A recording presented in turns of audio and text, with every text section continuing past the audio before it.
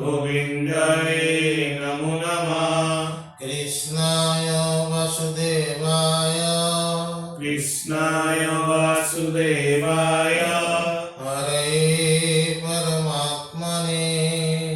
हरये परमात्मने प्रणतक्लेशनाशाय प्रणतक्लेशनाशाय गोविन्दाय नमो नमः गोविन्दाय नमो नमः कृष्णाय वासुदेवाय कृष्णाय वासुदेवाय हरये परमात्मने हरये परमात्मने प्रणतक्लेशनाशाय प्रणतक्लेशनाशाय गोविन्दाय नमो नमः गोविन्दाय नमो नमः कृष्णाय वासुदेवाय कृष्णाय वासुदेवाय हरये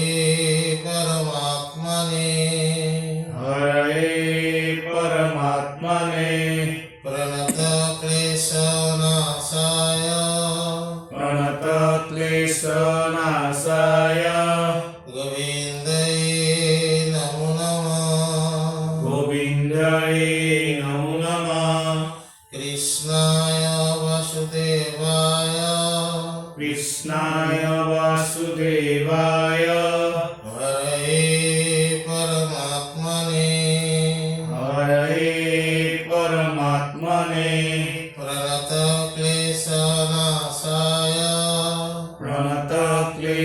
प्रणतक्लेशनाशाय गोविन्दाय नमो नमः गोविन्दाय नमो नमः कृष्णाय वासुदेवाय कृष्णाय वासुदेवाय हरये परमात्मने हरये परमात्मने प्रणतक्लेशनाशाय प्रणतक्लेशनाशाय गोविन्दाय नमो नमः गोविन्दाय नमो नमः कृष्णाय वासुदेवाय कृष्णाय वासुदेवाय हरये परमात्मने हरये परमात्मने प्रणतक्लेशनाशाय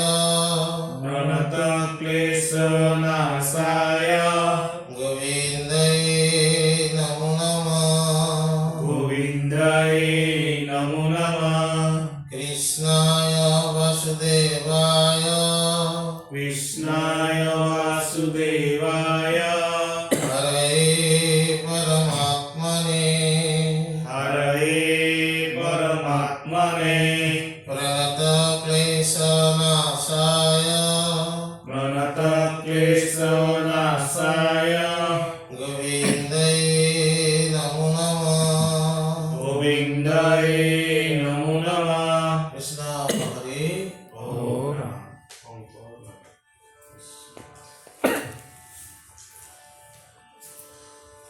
राम राम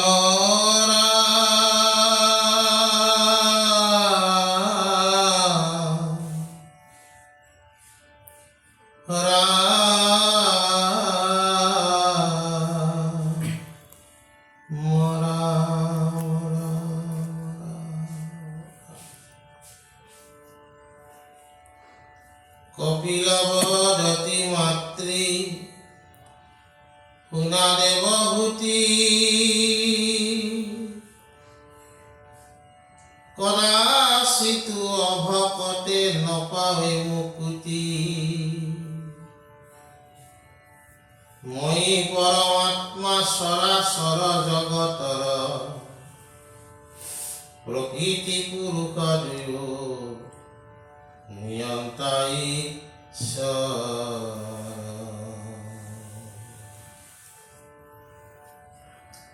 ভুকুতি মুকুতি পদ দাতা মই দেব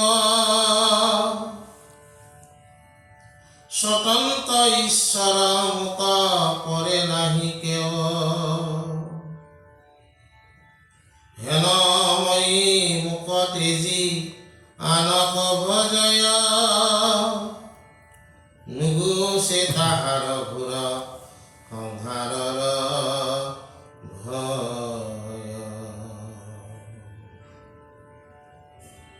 জানি আনতে জীৱ জনিয়া মোৰ পাৱে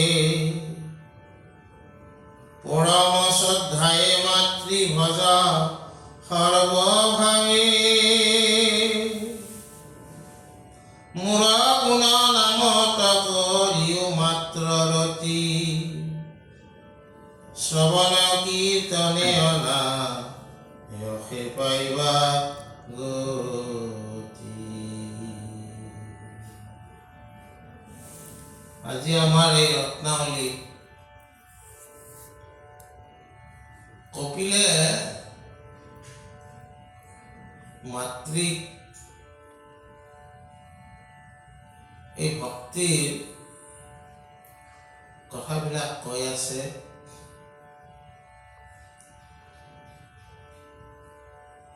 আৰু কৈছে যে কোনো অভকতে মুকুতি পাব নোৱাৰে।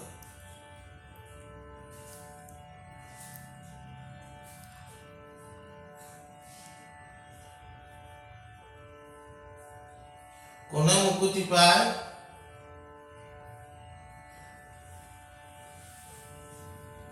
উদ্ধৱক সম্বোধি মাতন্ত কৃষ্ণ পাছে কৰ্মবন্ধ এৰাইবে প্ৰবন্ধ যাৰ আছে। বিষ্ণু ভকতৰ সংগ লইব প্ৰথমত মোহৰ চৰিত্ৰ শুনি বেক ভকত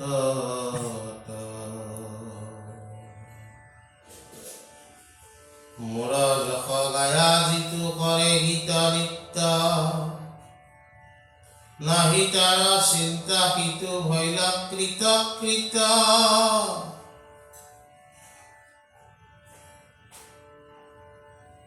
তাৰ মানে কি কৈছে?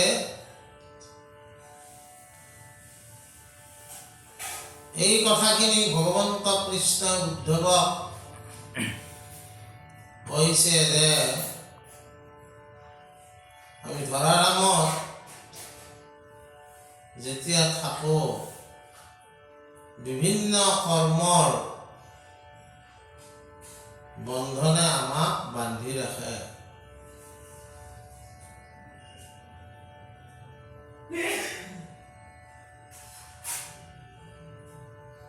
এই সংসাৰ সাগৰত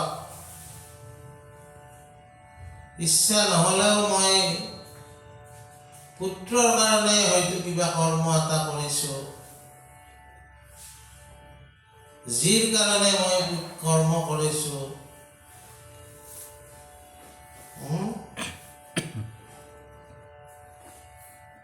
পুত্ৰ দ্বাৰা এই বিষয়ৰ কাৰণে কিবা কিবি মই কৰ্ম কৰিছো, যি কৰ্মবিলাকে মোক বান্ধি ৰাখিছে।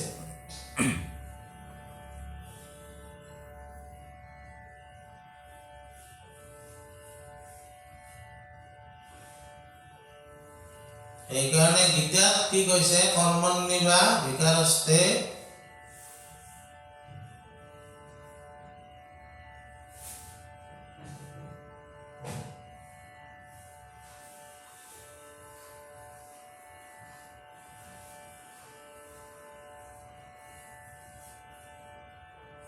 তাৰমানে গীতাত এই কথাটোৱে কৈছে যে কৰ্ম তুমি কৰি যোৱা, ফলদাতা ঈশ্বৰ আছে। সেনেকুৱাকে ভাৱে কৰ্ম কৰিলেতো সেই কৰ্মত আমাৰ কোনো দুখ নালাগে। কিন্তু আমি কৰ্মবিলাক কৰোঁতে কেতিয়াবা স্বাৰ্থৰ সহায় লওঁ, হিংসাৰো সহায় লওঁ,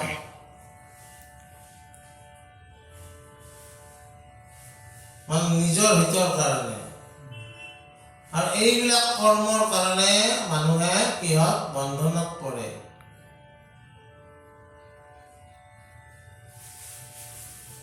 যি কৰ্ম আমি কৰিছোঁ আশ্ৰয়বিলাকক কৰ্ম সিদ্ধান্ত স্বৰূপে আমাক বুজাই গৈছে। আৰু সেই ফলবিলাক আমি আৰব্ধ প্ৰাৰব্ধ সঞ্চিত ৰূপত আমি ভোগ কৰিব লাগে। এইবিলাক আলোচনা কৰিলে আকৌ বহলাই আলোচনা কৰিব লাগিব, কিন্তু আমাৰ এইটোৱে সাধাৰণভাৱে আমি বুজিব লাগিব, জেইসি কৰ্ণী হেইসি ভৰণী।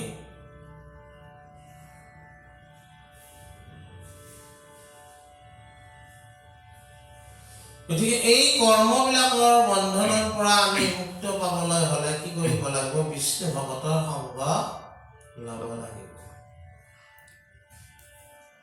আৰু বিষ্ণু ভগতে কি কৰিব? ভগৱন্ত কৃষ্ণৰ গুণানুচৰিত্ৰ আমাক শুনাব।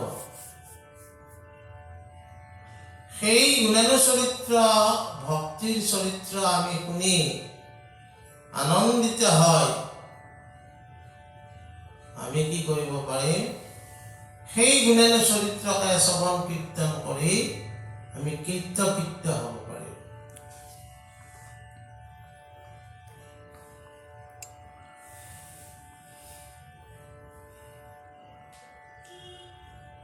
আৰু নামঘোষাত পদচন্দ গুৰুজনে লিখিছে, প্ৰকৃতি পুৰুষ দৈৰ নিয়ন্তা মাধৱ, সমস্তৰে আত্মা হৰি পৰম বান্ধৱ। ওপৰত লিখিছে ঈশ্বৰ নিৰ্ণয়। প্ৰকৃতি পুৰুষ সকলোকে নিয়ন্ত্ৰণ কৰি আছে ভগৱন্ত মাধৱে, আৰু তেওঁ আত্মৰূপত সকলোতে বিৰাজমান হৈ আছে ব্যাপক ৰূপত।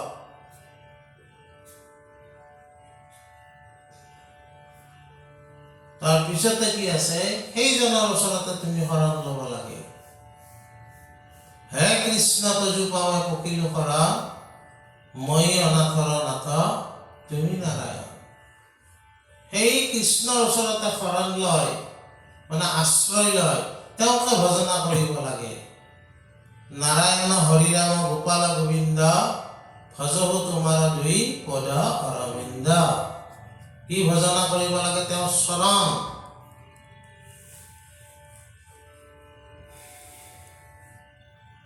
গোপীনাথ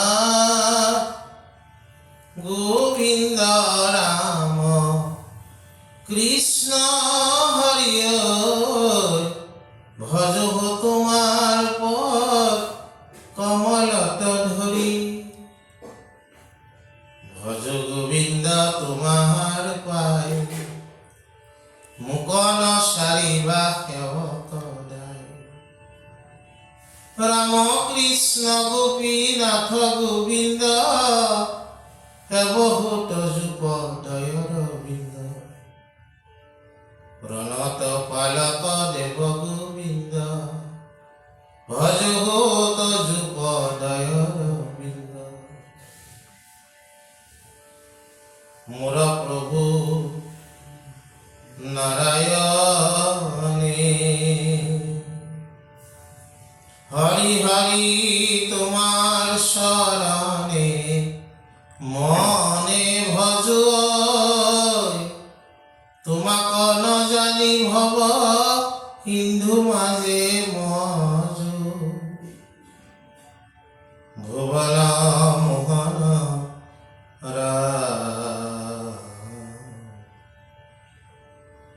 বুঝিলো তোমার পায়ে, মহা মহা পাপী যারা নাম জপি উত্তম পদক পায়।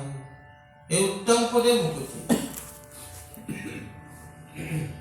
রামকৃষ্ণ নারায়ণ নিরঞ্জন নিরাকার নির্বিকার নিরাময় হরি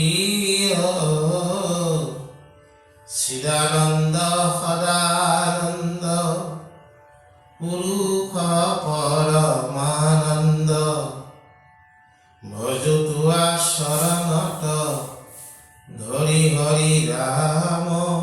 বিভু প্ৰভু অনন্ত দত্তানী।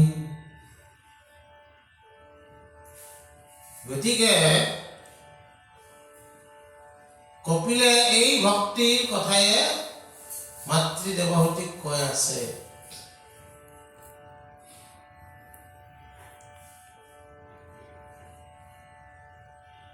কিন্তু কিছুমানে এই ভক্তি বা ঈশ্বৰ যুক্ত হোৱাৰ পৰা বঞ্চিত হৈ আছে।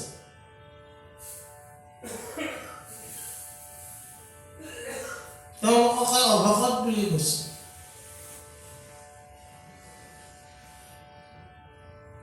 আমি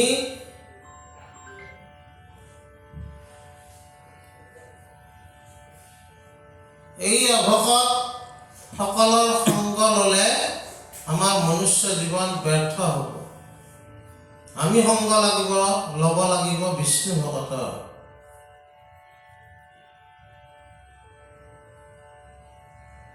আৰু কি কৈছে?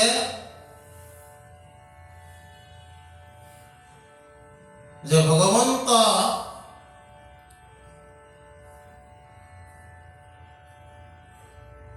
সকলোতে বিৰাজমান হৈ আছে। যত জীৱ জংগম কীট পতংগম অগনগ জগতেৰি কায়া অবকহু মাৰি পুৰতৌহি উদৰ নাহি কৰত বুদ্ধ দায়া।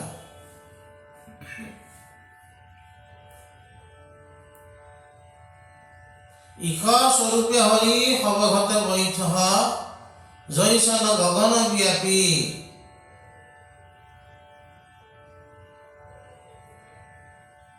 যে কীট পতংগৰ পৰা আদি কৰি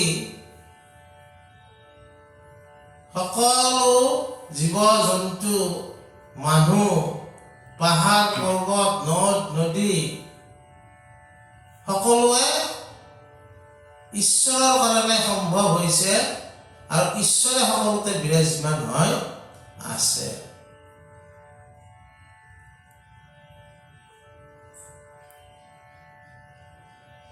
গতিকে প্ৰকৃতি পুৰুষ দুইটাকে ভগৱন্ত পুৰুষে নিয়ন্ত্ৰণ কৰি আছে।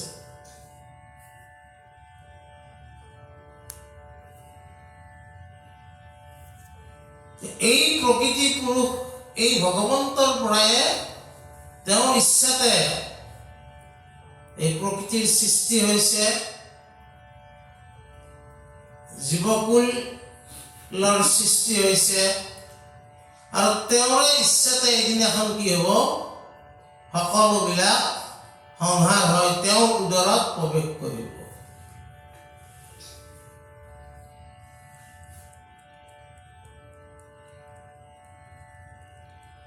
এইটো সম্ভৱ নেকি?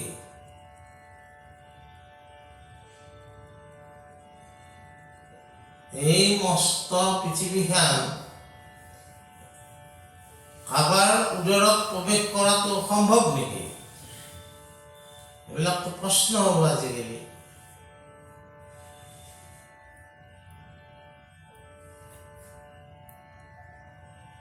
যদি সম্ভৱ হয়, কেনেকৈ সম্ভৱ হয়? সম্ভৱ হয় বুলিয়ে কৈছে। অবকহু মাৰি পুৰতৌহি উদৰ জৈচন নাহি কৰত বুদ্ধ দায়া।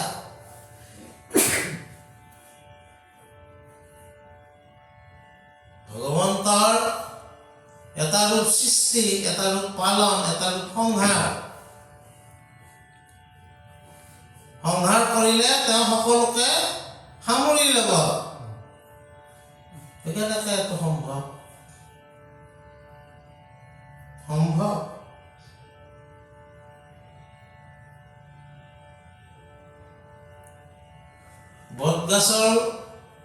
বটগাছ আমি দেখিছো না নাই? দেখিছো। এনেকুৱা বটগাছ আছে যিয়ে 1 বিঘা মাটিও আগুৰিব পাৰে। কিন্তু সেই বটগাছডাল ক'ত থাকে? এটা বীজৰ ভিতৰত নাথাকে। বীজটো চকু দি মনিব নোৱাৰা বটগছৰ গুটিটো ইমানখিনি ডাঙৰ কিন্তু তাৰে ভিতৰত অনেক বীজ থাকে সৰু সৰু সেই বীজটোতে বটগছৰ অস্তিত্বটো আছে নে নাই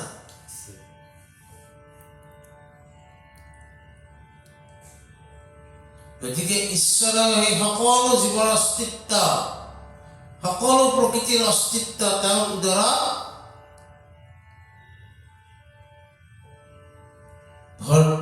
উদৰ ভৰ্তি কৰি ৰাখিব পাৰে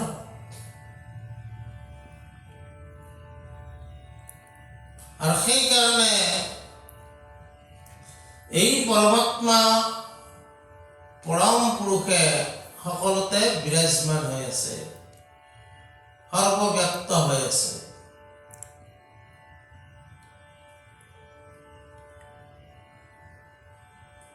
আমি যিমানে পাপ কৰিম আমি ব্যৱহাৰ কৰা বস্তুবিলাক দুৰ্লভ হৈ যাই থাকিব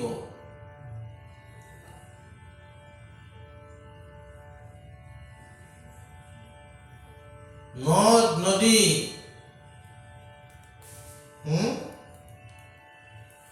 আজিকালিৰ বিষয় এনভাইৰনমেণ্টেল সায়েন্স পৰিৱেশ বিজ্ঞান পৰিৱেশ আমি ভালকৈ ৰাখিব লাগে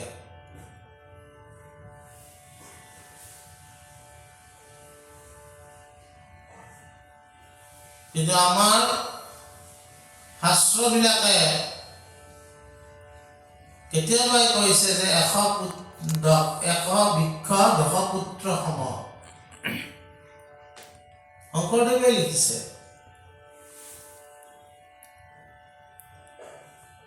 সকলোতে ঈশ্বৰ বিৰাজমান আছে বুলি ভাবি আমি যি বস্তুৱে ব্যৱহাৰ কৰোঁ তাৰ ব্যৱহাৰটো সঠিক ৰূপত আমি কৰিব লাগে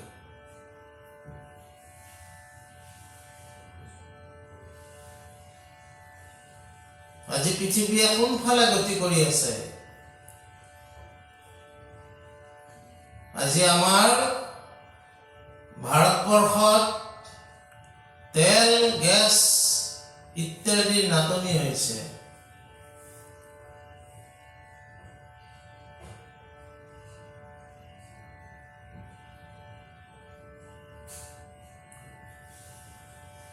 কেইদিনমানৰ পিছত খোৱা পানীৰ নাটনি হ'ব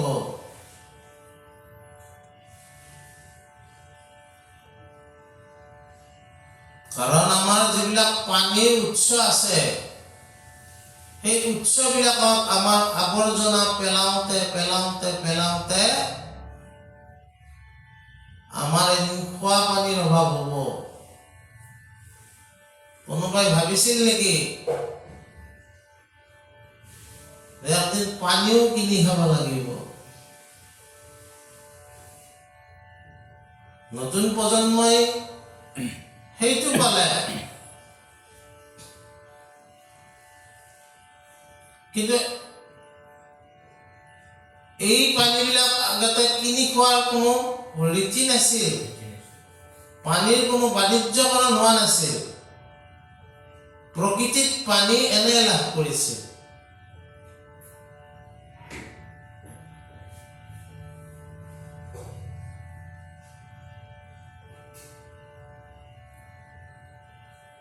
আজি ব্ৰহ্মপুত্ৰৰ পানী মই খাব নোৱাৰো কাৰণ শৰাইঘাটৰ ওচৰত মই দেখিছো মস্ত এটা পাইপেৰে নলাৰ পানীবিলাক ব্ৰহ্মপুত্ৰত পেলাই আছে ঘৰলৈও সেইখিনিত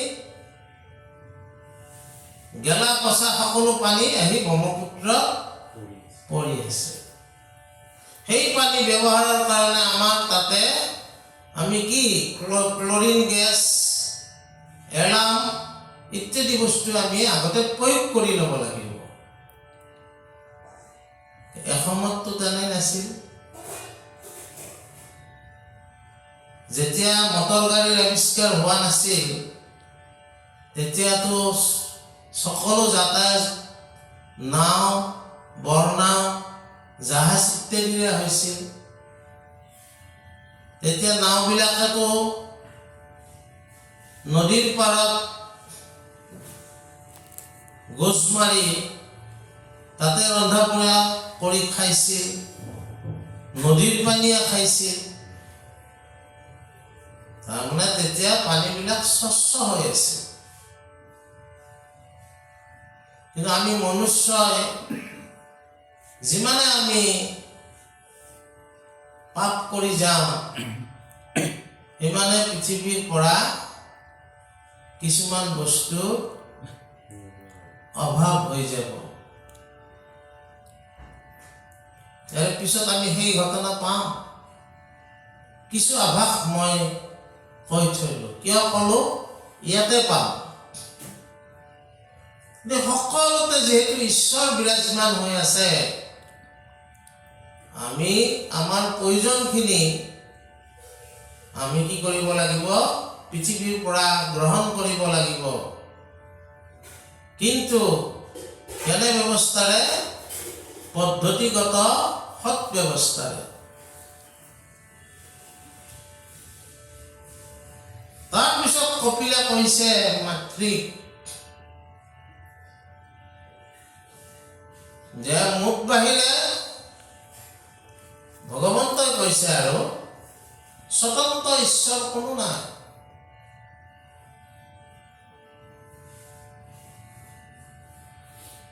আমি ব্ৰহ্মাকে আদি কৰি যত দেৱতা আছে,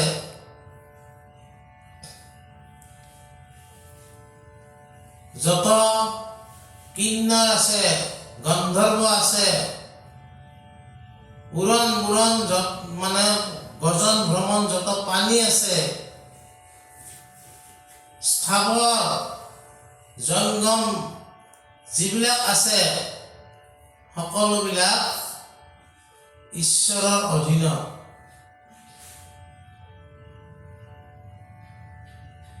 একমাত্ৰ ঈশ্বৰে হ'ল স্বতন্ত্ৰ।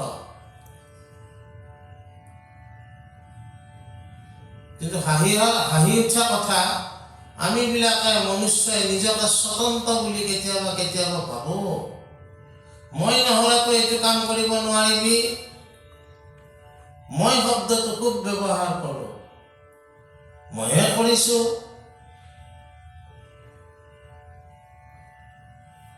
মাধৱদেৱে সেইকাৰণে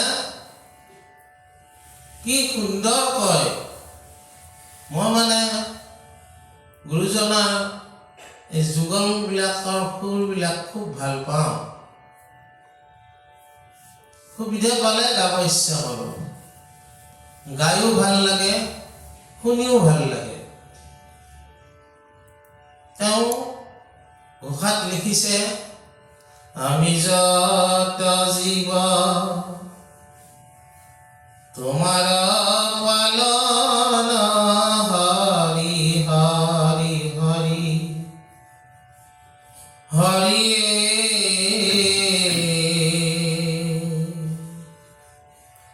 তুমি কে পালিয়া ফুৰা হুয়া অন্তৰ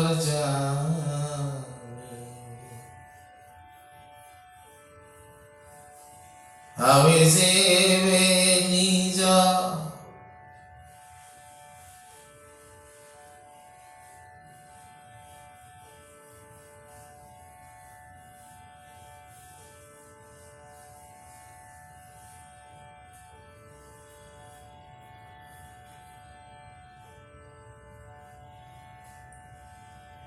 তুমি যাক পালা ইউজনয় আমি হৰি হৰি হৰি হৰি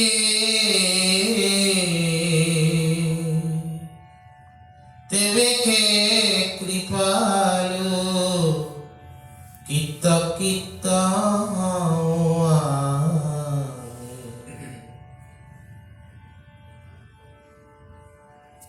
আমি যিমানবিলাক জীৱ আছো, সকলোকে তুমিয়ে পালন কৰি আছা। আৰু ময়ো তোমাৰ দ্বাৰাই পালিত হৈ আছো।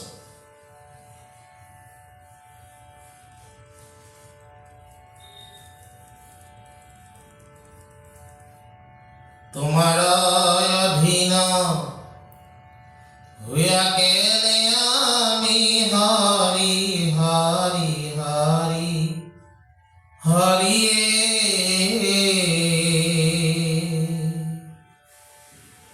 ভৈল স্বতন্ত্র ইতু কি নয়াদ ভূত।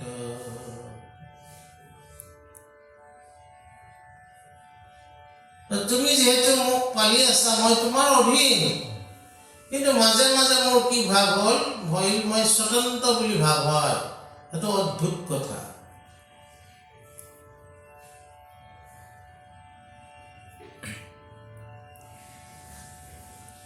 এই অদ্ভুত কথা সাৰোগত কৰি যাই জীৱন চলাব, তেওঁলোকে ঈশ্বৰৰ লগত যুক্ত হ'ব নোৱাৰিব। কিন্তু ঈশ্বৰ সৰ্ব ব্যক্ত হৈ আছে, এই ভাৱনাৰে যিবিলাক ঈশ্বৰযুক্ত হ'ব, তেওঁলোকে কি কৰিব? শ্ৰৱণ কীৰ্তন স্মৰণৰ দ্বাৰাই পৰম গতি লাভ কৰিব।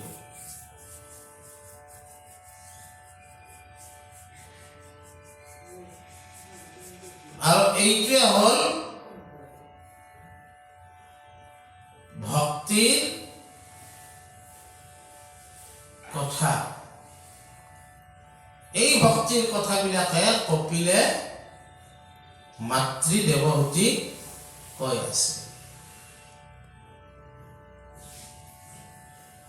এনেকুৱা ভক্তি কৰিব যাওঁতে তেওঁৰ কি গুণ থাকিব লাগিব? জ্ঞান পৰম্পৰাৰ, কৰ্ম পৰম্পৰাৰ তেওঁৰ জ্ঞান নাথাকিলেও ভক্তি পৰম্পৰাই কি কৈছে? নলাগে ভক্তিত দেৱ দ্বিজ ঋষি হইবে, নলাগে সমৃদ্ধ শাস্ত্ৰ বিস্তৰ জানিবে। এই ভক্তি পৰম্পৰাত তেওঁ ডাঙৰ ব্ৰাহ্মণ হ'ব নালাগে, ঋষি হ'ব নালাগে, বহুত শাস্ত্ৰজ্ঞ হ'ব নালাগে। কেৱল এটা কথাই তেওঁ মানি ল'ব লাগে, ঈশ্বৰ সকলোতে আছে। গতিকে মোৰ তাতো ভগৱন্ত আছে, মই যি পৃথিৱীত যিয়ে ব্যৱহাৰ কৰোঁ সেইটো ঈশ্বৰযুক্ত বস্তু বুলি জ্ঞান কৰি ব্যৱহাৰ কৰিব লাগে। আৰু ঈশ্বৰৰ সৰ্বোচ্চ শক্তি বুলি চিন্তা কৰি তেওঁ স্মৰণ, তেওঁৰ কীৰ্তন, তেওঁৰ শ্ৰৱণ মই ভক্তি কৰিব লাগে।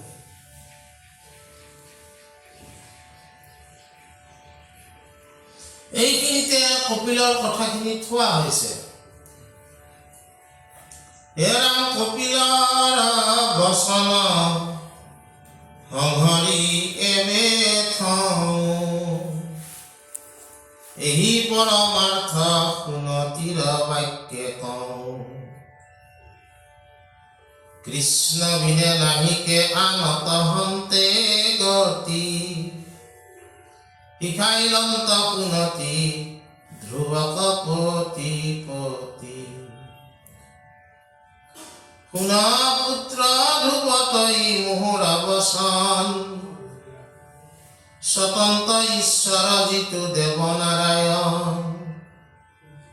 তাহান্তে শৰণ লয়া কৰিও সেৱ, ভকত বৎসল কৃষ্ণ দেৱতাৰো দেৱ। মুখ্য সকলে কালহন্তে ভয়া ভয়, যাৰ পাদ পদ্মক পন্থক বিচাৰয়। হে ৰাম তয়ো নিজ ধৰ্মে কৰি হৃদয়ে সুধিত, তাতে স্থাপি কৃষ্ণ পাদ পদ্ম স্মৰণিত।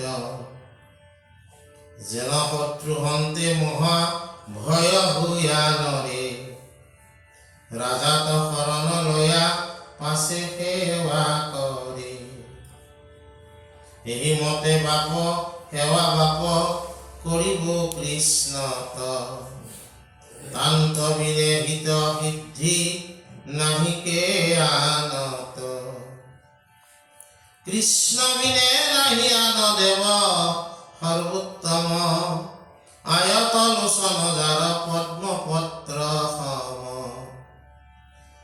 তুৰৈতো দুখ শোক খেদ ছেদকাৰী, কৃষ্ণ বিনে মনে আননে দুখ বিচাৰি। এতিয়া আহিল সুনতিৰ বাক্য আমাক শুনিব দিছে।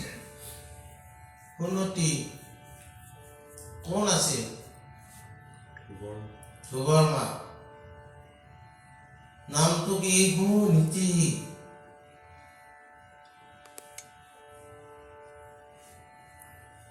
নামটো কি? সুনীতি।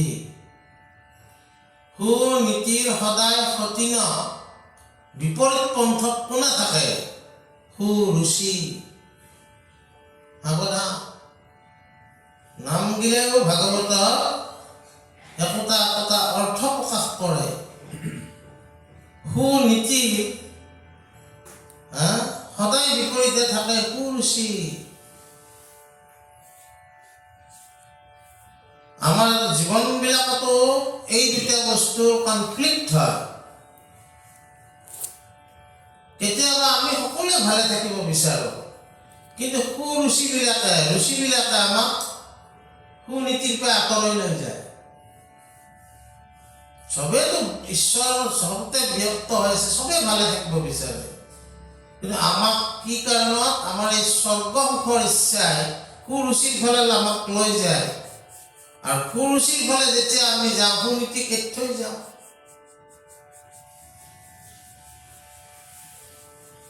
এই নামটোতে অৰ্থ প্ৰকাশ কৰে। উত্তানপদ ৰজা আছিল, তেওঁৰ সুনীতিয়ে প্ৰথম পৰিবাৰ আছিল, কিন্তু সুৰুচিৰ কবলত পৰি ৰজাই সুনীতিক ত্যাগ কৰিলে, কৰি বনত থৈ আহিল। বুজা নাই?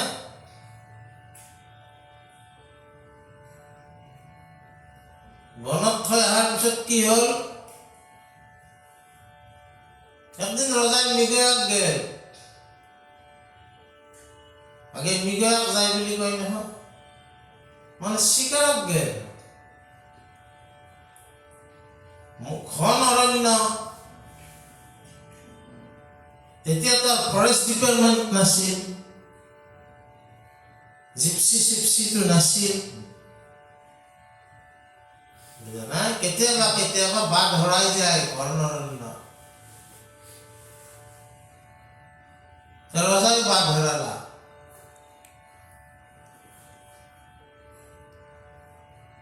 কি কৰিব? যাই আছে যি হওক সি হওক বুলি কৰিলে গমন, ঘৰৰ কাষতে গয়া বুলিলা বচন।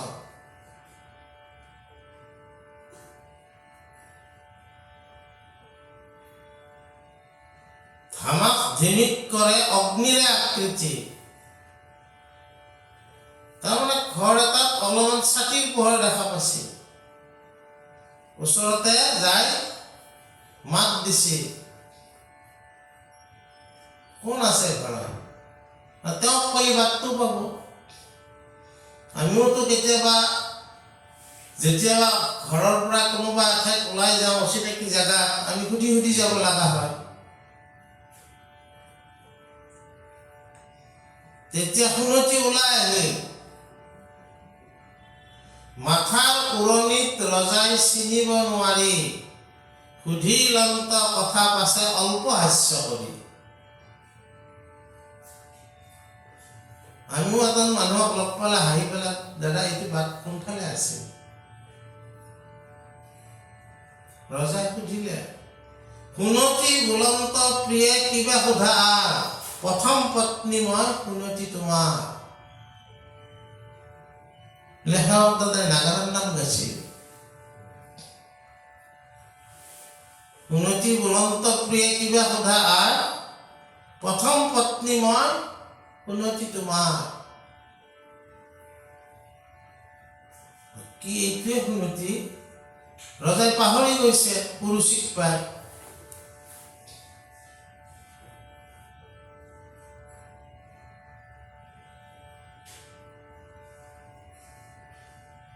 সুনতি আৰু ক'লে ৰজাক কি বোলে পুৰুষ ভোমোৰা জাতিৰ নাহিকে সঞ্জা প্ৰেমৰ সুন্দৰী পালে নাগৰে কথা পুৰুষ ভোমোৰা জাতি নৱপুষ্প এৰে ৰচি পুৰুষৰ কঠিন হৃদয় পূৰণ হলে মনে নধৰ এগুলো বাস্তৱ কথা কুৰুচিক পোৱাৰ লগে লগে এৰি পেললা এই মতে ৰজা ৰাণীৰ আলাপতে গইলা তৃণৰ শয্যাত ৰজাই শয়ন কৰিলে কিন্তু আফটাৰ অল কিন্তু তেওঁটো পৰিবাৰ তেওঁ বুঝে না তাৰপিছতে ধ্ৰুৱৰ জন্ম হ'ল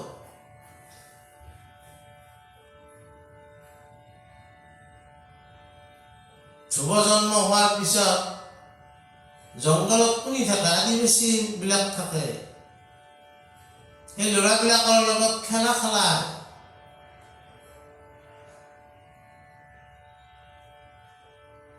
ও খেলা খেলিছে ধ্ৰুৱ শিশু সংগে এইবিলাক নাগাৰা নামৰ আগত কোন আজি ধৰা নাছিল নাগাৰা নাম বুজা নাই খুব সুন্দৰকৈ গাইছিল হাওক দাদা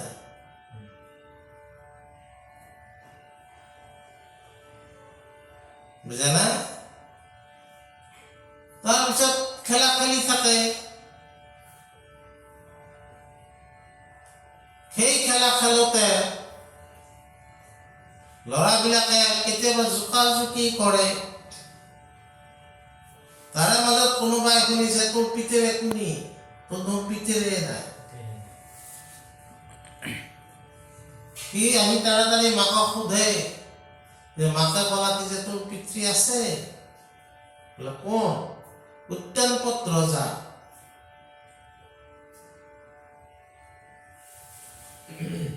হয়নে সি দৌৰি যে ক'ব মোৰ দেউতা ৰজা ৰজা কাপোৰে নাই তোৰ পিন্ধাক লাগি নাঙল হৈ আমাৰ লগত খেলি আছ ৰজাৰ পুতকা এনেকা থাকে নেকি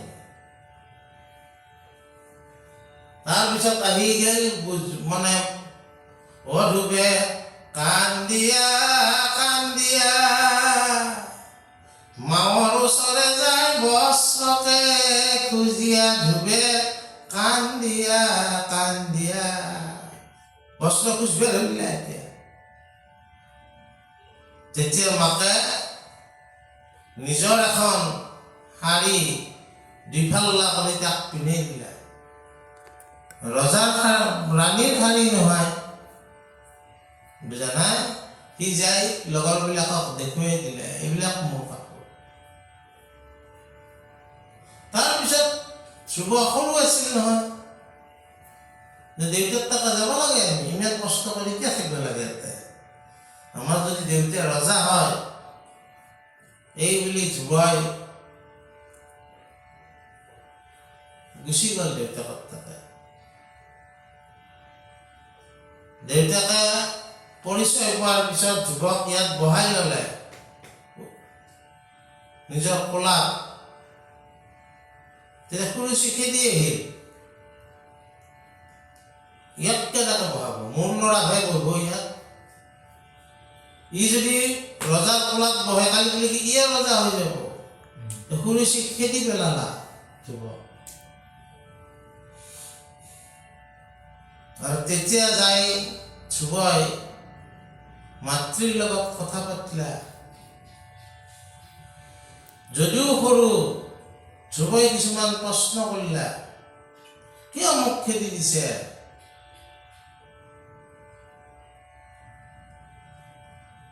সেইটোৰ বাহিৰে আৰু কি বস্তু আছে? শ্ৰেষ্ঠ বস্তুটো কি আছে? এইবিলাক যেতিয়া প্ৰশ্ন মাতৃক কৰিলে, তেতিয়া মাতৃয়ে ক'লে যে বাপা,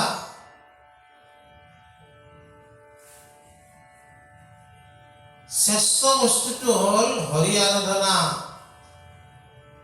হৰি যদি সন্তুষ্ট হয়, তেনেহ'লে এই ৰাজ্য নহয়, গোটেইবিলাকৰ ৰজা হৈছে আচলতে কোন? ভগৱন্ত হৰি। তোমাৰ পিতৃৰ এখন ৰাজ্যৰে ৰজা, এই গোটেই বিশ্ব ব্ৰহ্মাণ্ডৰ ৰজা হ'ল কোন? ভগৱন্ত হৰি। তেওঁক পাবাক লাগি কি কৰিব লাগিব? তেওঁক পাবাক লাগি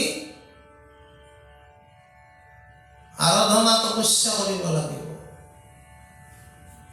তেতিয়া তাৰমানে ধ্ৰুৱই তপস্যা কৰিবাক লাগি সেই সৰু বয়সতে গুচি গেল।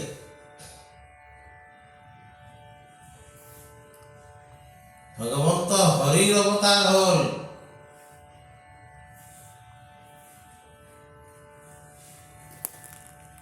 ধ্ৰুৱক সত্যলোক প্ৰদান কৰিলে। আমি যে ধ্ৰুৱ তৰাটো দেখো, সত্যলোক প্ৰদান কৰিলে।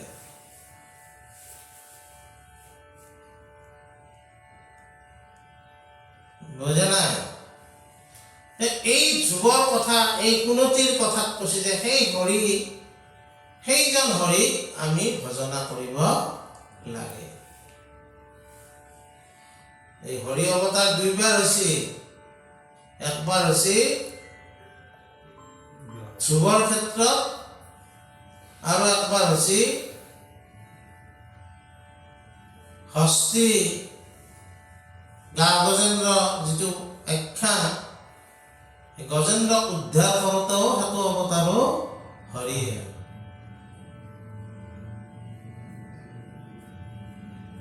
গজেন্দ্ৰে শৰণ লইলে ত্ৰাহি হৰি বুলি। আৰু ইণ্টাৰেষ্টিং কি, আমি যে অলপ আগত ওম নমো ভগৱতে বাসুদেৱায় এই যে মন্ত্ৰটো গালো, এই মন্ত্ৰটোৰ দ্বাৰাই নাৰদে ধ্ৰুৱক হৰণ দিছে। ঈশ্বৰক পাবক লাগি শৰণ হ'ব লাগিব। অভকতে নাপায়, প্ৰথমতে তেওঁৰ ভকত হ'ব লাগিব। তেওঁৰ ভকত হ'ব লাগিলে শৰণ হ'ব লাগিব। আৰু সেইকাৰণে আমাৰ আচলতে ঘৰৰ মানুহবিলাকে ল'ৰা ছোৱালীক শৰণ কৰাত গুৰুত্ব দিয়ে। শৰণ হওঁ বাপা, শৰণ হওঁ। কিয়? যে এই জনমটো ঈশ্বৰৰ ভকত হ'ব লাগিব। অভকত হৈ মৰিব নোৱাৰা।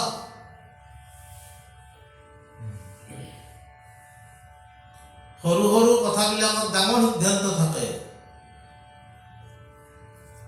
ভকত শৰণটো হওঁতে ভকত হ'ব না, কিন্তু ভকত হোৱাৰ পথটো মুকলি হ'ল। এটা ৰাস্তা পথটো মুকল কৰি দিছে। এতিয়া উত্তৰ গুৱাহাটীৰ বীজখন খুলি দিছে। যাৱা নাযাৱাটো কোন কথা? শৰণটোৰ দ্বাৰাই পথটো মুকল কৰি দিয়া হয়, যে ঈশ্বৰক পোৱাৰ পথ। যাতে খোজকাঢ়া নাকাঢ়া সেইটো তোৰহে কথা, মই কেনেকৈ জানিম? খোজকাঢ়িব লাগিব। শৰণ মানে হোৱাৰ দিনাৰ পৰাই পথটো মুকল, দুৱাৰ খোলা গেল। কিন্তু গন্তব্য স্থানটো খোজকাঢ়িহে পাব লাগিব। এতিয়া তই যদি সেই দুৱাৰ মুখতে থাকি গেলি, মই কি কৰিম? বা ঈশ্বৰে কি কৰিব? খোজ আমি কাঢ়িব লাগিব। সেই খোজ কঢ়াৰ উপায় কি হ'ল? ভক্তি। এই খোজ কাঢ়োতে আমাক সহায় কৰিব কিয়ে? ভক্তিয়ে।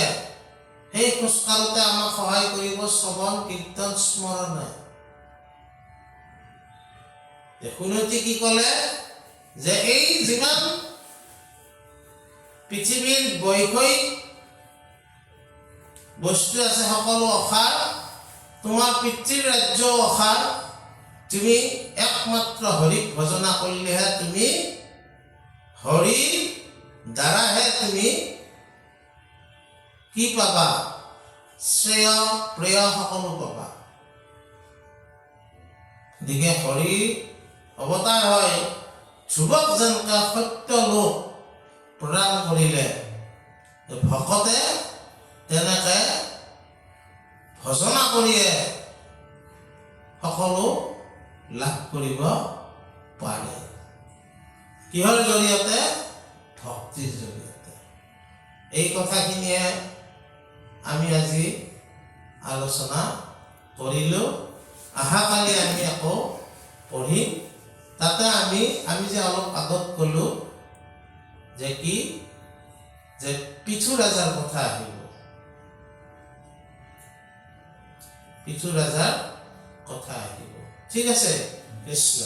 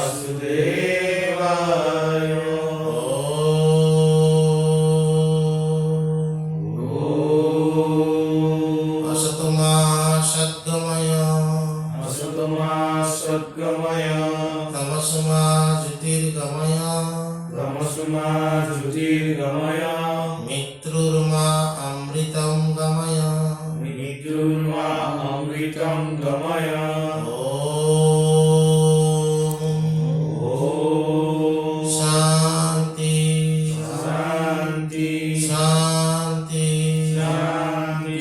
शांति शांति।